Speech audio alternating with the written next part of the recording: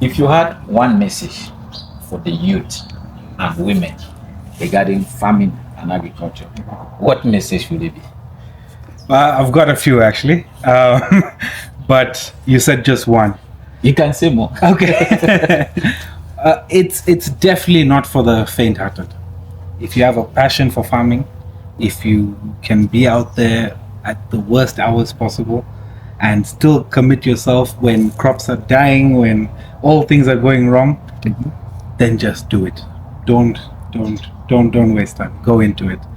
But if you just want to do it as a side hustle and see how it goes, then think about it, because it is a very challenging business. It's a very challenging business, but the most fun, the most rewarding, and probably the most excited I've ever been in my life is after starting working at York Farm and being a part of these crops and being a part of our everyday hustle. Seeing the food you eat, Exactly, the food you are feeding the population, is rewarding. It's very much rewarding. So, in essence, I'm not throwing anyone off farming, but I'm saying have that passion, go into it, and I guarantee you will love it. Farming is it's not building a rocket or anything like that. You just have to understand it. So it's like raising a child or raising a human. You just have to understand your plant, and then when you go into it, you will learn, and you will make mistakes, but you will learn, and when you see that end result, you will be the happiest person in the world. Do you guys have holidays here? Holidays, no. There's always someone working, always. So we don't shut down. We can't Monday to Sunday. We rotate stuff that has to be done, but there is no holidays.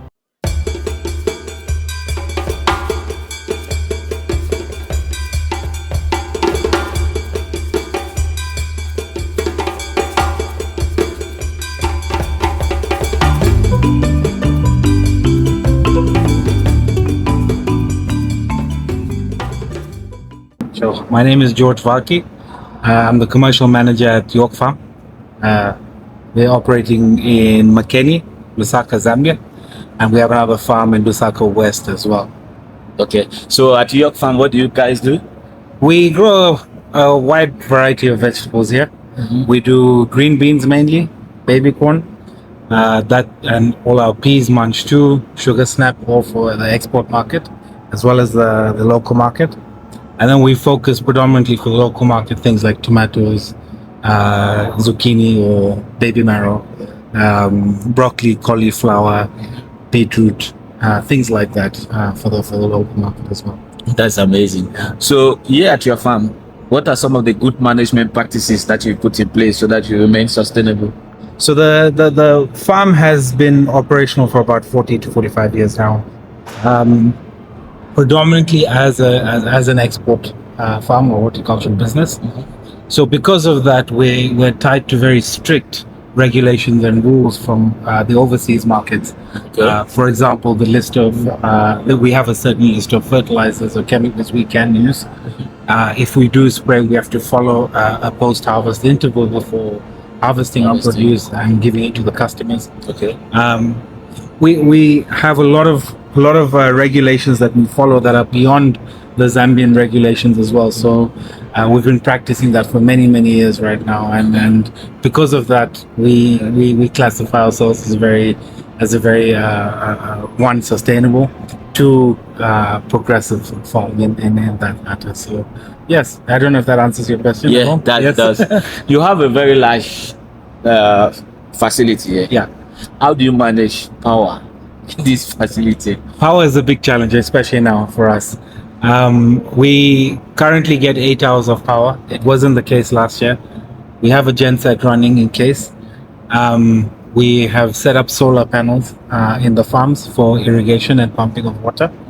So solar panels during the day just pump enough water to sustain the farm, but yet we do rely on electricity, the 8 hours of electricity for irrigation. It's a huge challenge for us. We have had to reduce our output significantly in order to meet the 8 hours of ZESCO, that's electricity that's been provided. which is not a good thing. That it's not what farmers want. Yeah. You know, we have all the land, we have all the water, but we're not able to irrigate our plants.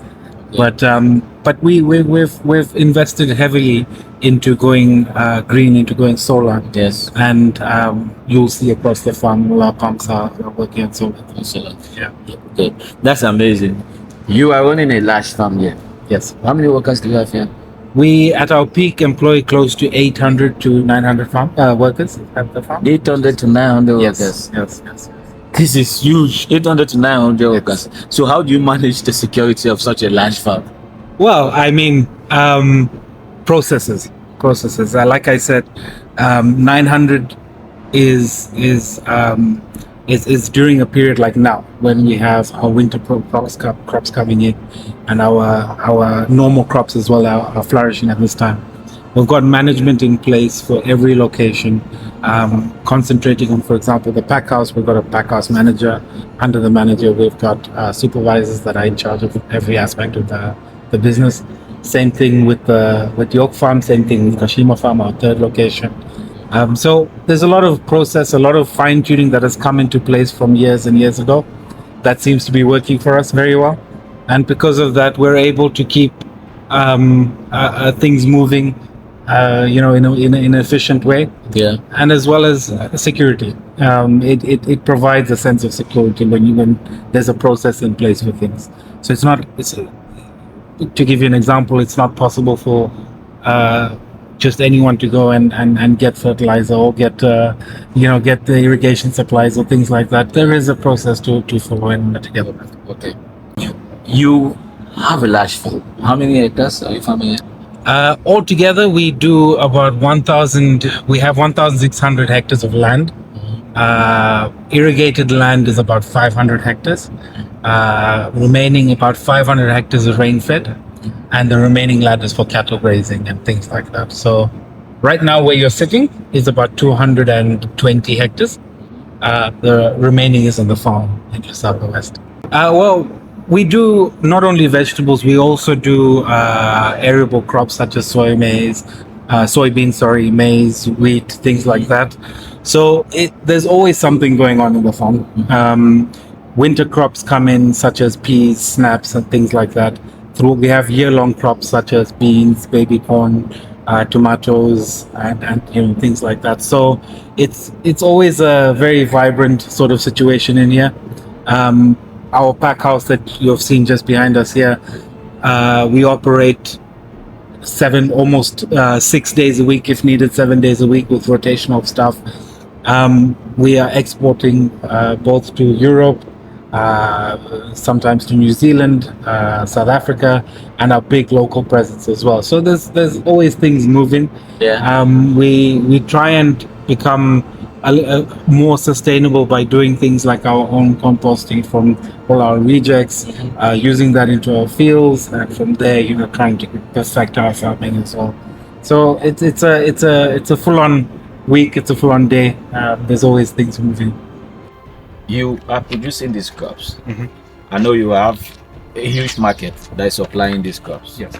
Are there some basic safety controls you put in place so that the health of the buyers are not damaged? Of course, that's a good question. We, as I mentioned, we not only supply the local market in a big way, we also supply the international markets. In order to supply international markets, you are heavily regulated on this matter. Mm-hmm. Every year, we need to get certification on many things. One, our social conduct in Zambia. Okay. How we treat our workers. Mm-hmm. Are we treating them fair? Are we paying them fair? Are we giving them the leave they need?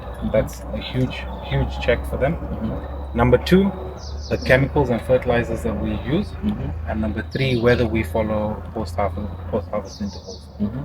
So every year we get certified. Mm-hmm. Our pack house is certified, whether they handle the produce correctly. Mm-hmm. Hygiene is certified.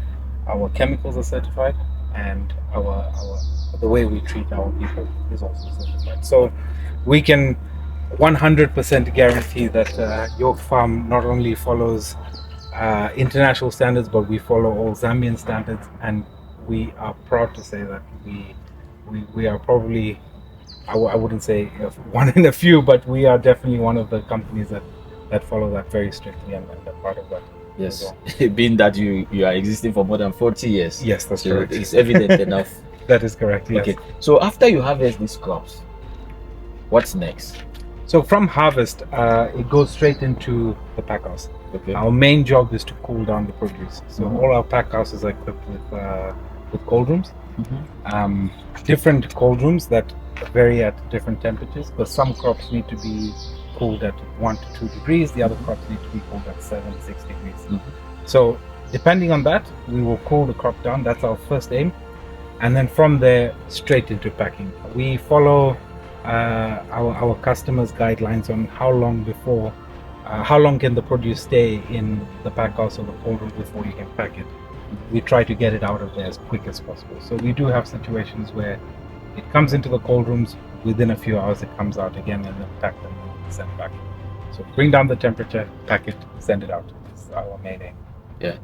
And there was COVID in 2020. That's correct. Export markets were closed, Yes. borders were closed. Yes. How did you survive that? Surviving that, I have no idea, my friend. It was the worst possible time ever. Like you said, all markets closed. We couldn't get freight out of Zambia. We had to shut down. In fact, we had to plow down acres and acres of crops because we had no market to sell it to, which is a sad time. It really did affect us. It brought down the business tremendously, but we did survive. We survived with, obviously we have a big local market presence as well. Like I mentioned, across soybean, maize, wheat, the arable crops, and they did keep us going. They kept us going for a bit, and then once COVID ended, unfortunately, that effect of COVID still hasn't left us. Yeah. The airline costs have shot up. The freight costs have shot up. The availability for freight has reduced. So we're still suffering from there, but we are finding ways to overcome that, and we're slowly starting to see that COVID effects taking a reverse swing now. So we're hopeful, and we're still very much alive. We're still very much kicking, and we're going to see it improving over the next few years. You have a very big farm.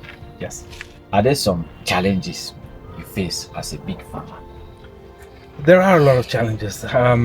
Staff, like I mentioned, we have about 800 staff at our peak. Managing, you asked me a question, how do you manage that? It is always going to be a challenge. Big challenge. It's a huge challenge. I mean, although you can put whatever process in place, but you will find challenges like that come in place. Also, because you're a big farm, you don't get the love from the outsiders that small farmers do. You're always like, he's a big farmer, we can help, whatever. But that's not the case. We need the love, whether it's from the government, whether it's from anyone else. We always need the love, because we are looking after that many families. And when we say 800 people, it's not just directly 800 people. Yeah, they've got families and other families that depend on them as well. And we don't take that for granted. We know we are responsible for that many people. So as a big farmer, sometimes we don't get the love that we need from the outside world. For example, people outside, governments, things like that. So we would also require that sort of support, that love. We're not just a big farmer, they can handle anything you throw at them, sort of thing. So we still have, every penny counts for us. That's amazing. That's really, really amazing. Are there some mistake you've made in this farm that you think other young farmers can learn from? Yes, 100%.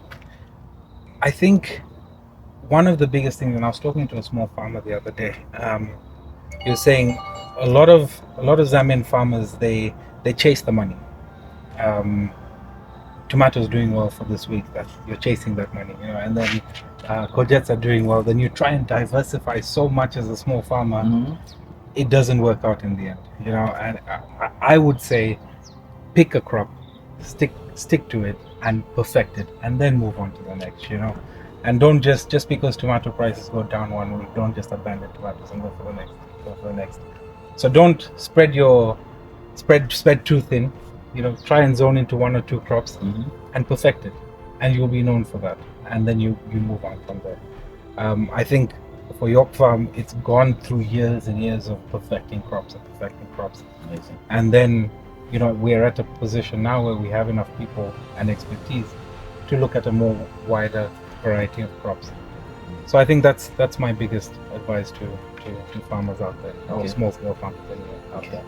What has been the most rewarding part for you? Rewarding, seeing such a tangible product come from just a seed, or just nothing, to come into a fruit and take it in, and you seeing your produce go into the market. Every day I walk through the shops here and I see my produce going through there. That is a huge reward, internal reward, and there's nothing that beats that feeling. Seeing a customer taking your produce from there, paying for it, going back home and enjoying that is the best feeling that you'll ever get.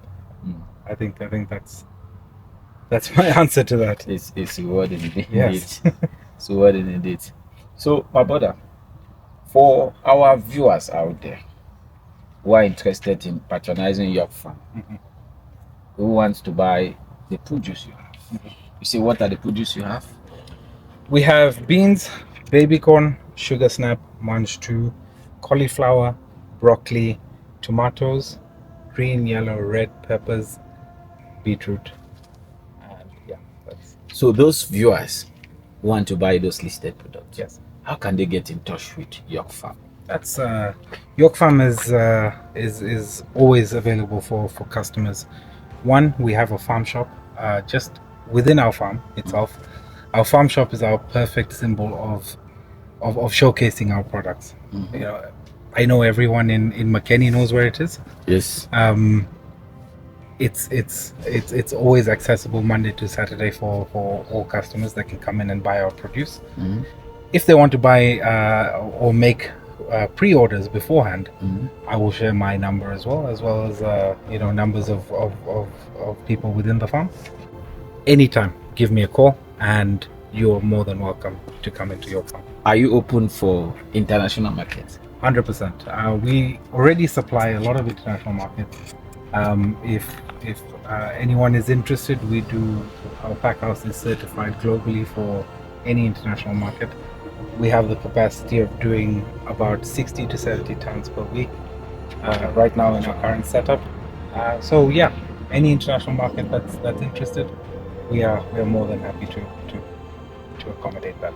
I know, being the fact that you are existing for more than 40 years, you must have some global certifications. Yes. That you can supply goods globally. Yes, that's correct. Okay. We have we're mainly focused on a few certifications. We have Global CAP, which looks after the farm standards as well as the pack house standards. We have LEAF, which is an environment certification to ensure that we are sustainably farming. We're looking after our environment around us. We have, on top of that, we do have a Tesco certification that allows us to supply to Tesco in UK. And our pack house is in the process of also getting certified as well. So we have a wide range of certifications. If customers do require us to get other certifications that are specific to them, we're always open to that as well. We know that our farm and our pack house adhere to all standards, international and local. Okay, that's amazing. My brother, thank you so much for having us here. Thank you so much. I really enjoyed you. We wish you the very best in your farming business. Thank you very much. Local supplies and foreign markets. It's been a pleasure being here. It's been a pleasure talking to you. Thank you so much for your time. My brother. Thank you. Dear viewers, thank you so much for watching. You heard it all from the man himself. There's so much passion to be put into the food we eat. York Farm is one of the biggest farms in Zambia. They've sustained the market for over 40 years and above. That means they've been providing for the Zambian population and the world population for such a long time. Thank you for watching. If you are new to our channel, kindly subscribe, click the notification bell, like, comment, so you never miss an episode on agriculture that matters. Until then, peace.